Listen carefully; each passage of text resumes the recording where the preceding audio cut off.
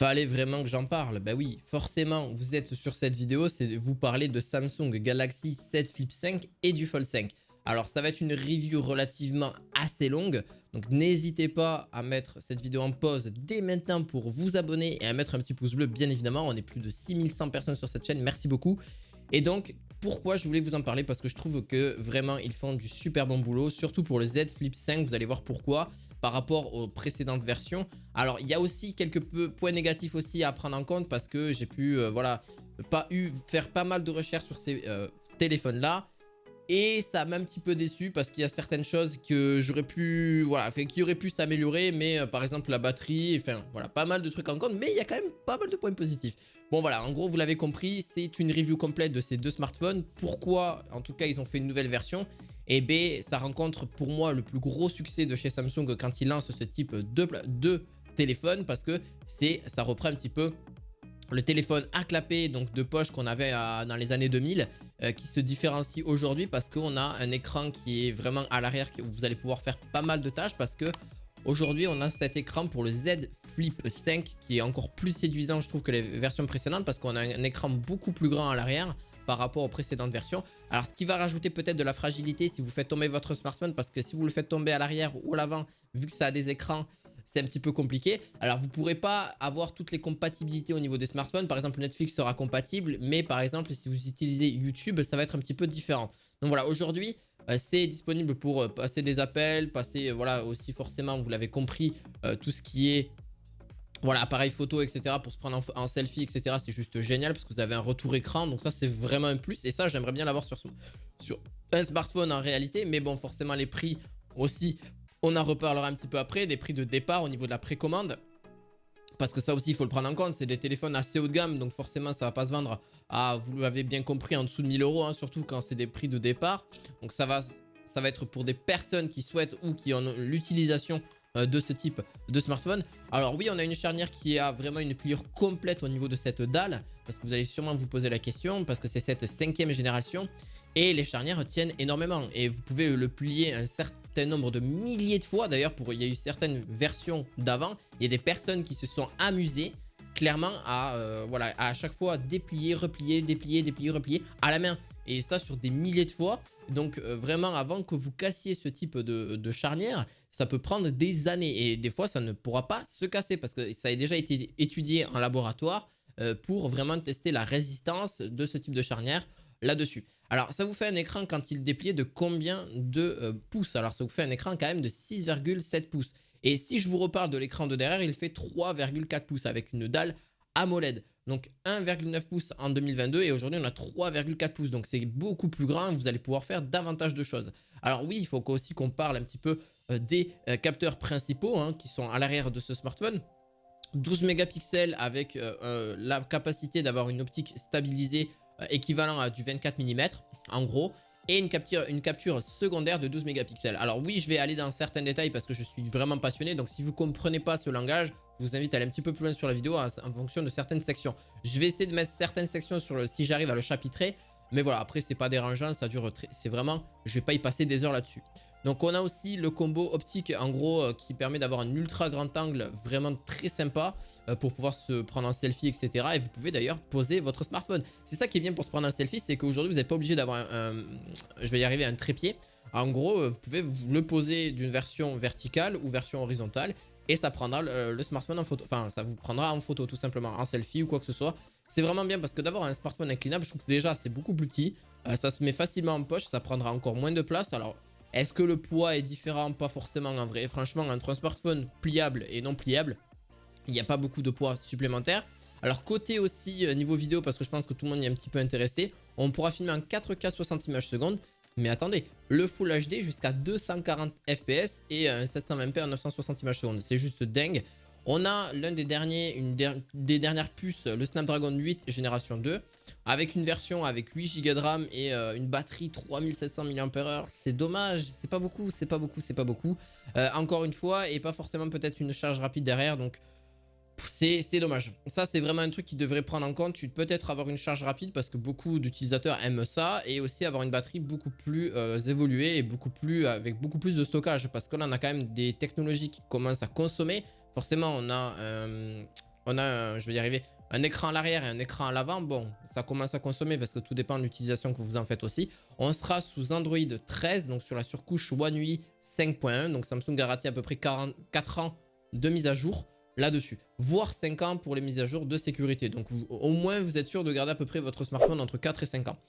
Je vais vous parler forcément du retour du King, que tout le monde préfère aussi, parce que là c'est un autre téléphone pliable qui est justement pliable en format tablette un peu, vous voyez, un petit peu de livre, hein, donc ça se ferme comme un livre et ça s'ouvre comme un livre finalement. C'est le Galaxy Z Fold 5, le retour du King tout simplement. On a son immense écran qui est juste très très grand.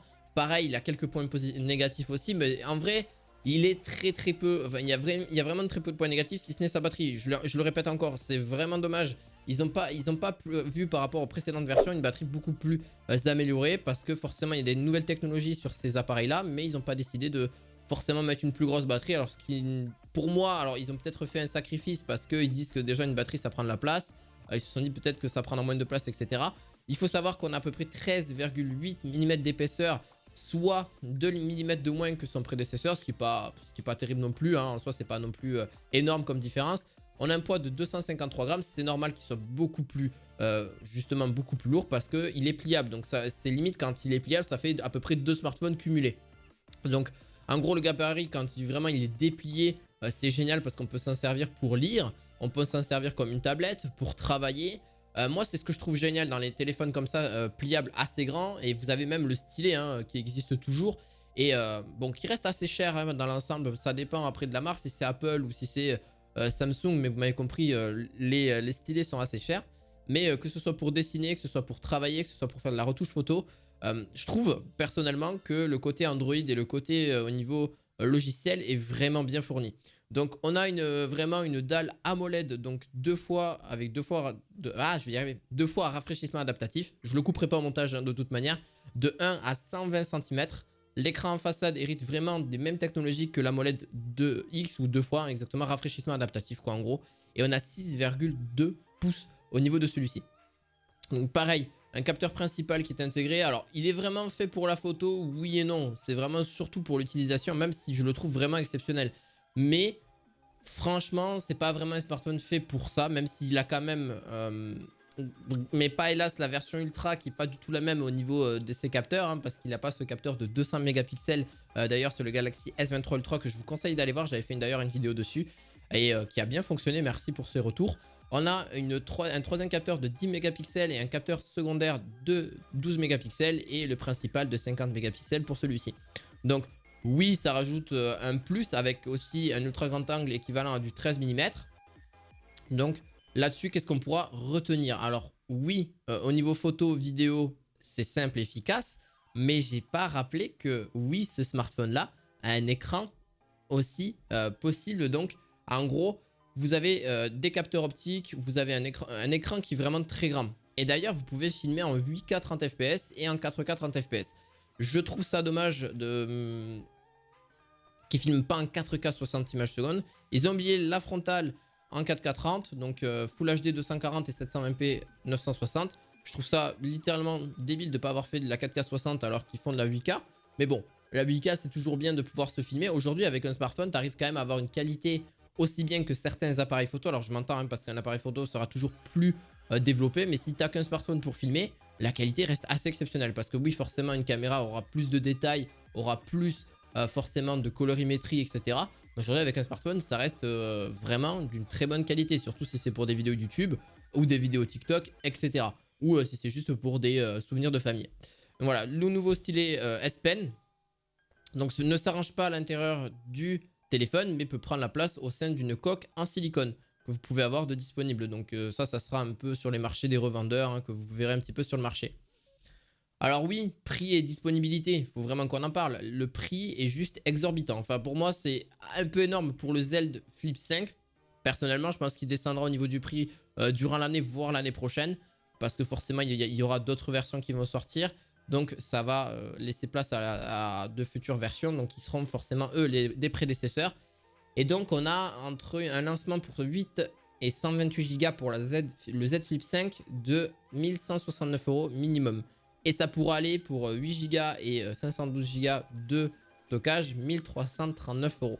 Donc forcément, c'est pas amené à tout le monde, c'est pas le budget que tout le monde peut y mettre. Et forcément, ça va être très concurrencé avec le S23 et le S23 Plus et le S23 Ultra. Pareil, le Z Fold 5, qui je pense c'est un peu le chouchou parce que c'est l'un des arrivés aussi. 1899 € pour 12 Go de RAM et 256 Go de stockage et 2039 € pour la version 12, donc 512 Go de stockage et 12 Go de RAM. Mais c'est juste beaucoup trop et si vous voulez la version 1 Tera, 2279 €. Donc voilà, forcément ils se font plaisir parce que c'est une grosse marque, c'est une marque qui est reconnue, mais c'est un peu comme Apple, etc. Mais voilà, j'espère en tout cas que cette vidéo vous aura plu. Moi, j'ai donné un petit peu un avis, mais surtout une review sur ces smartphones. Vous l'avez compris, moi, le plus gros bémol sur ce type de smartphone, c'est quoi? Sur ces deux nouveaux, c'est surtout la batterie.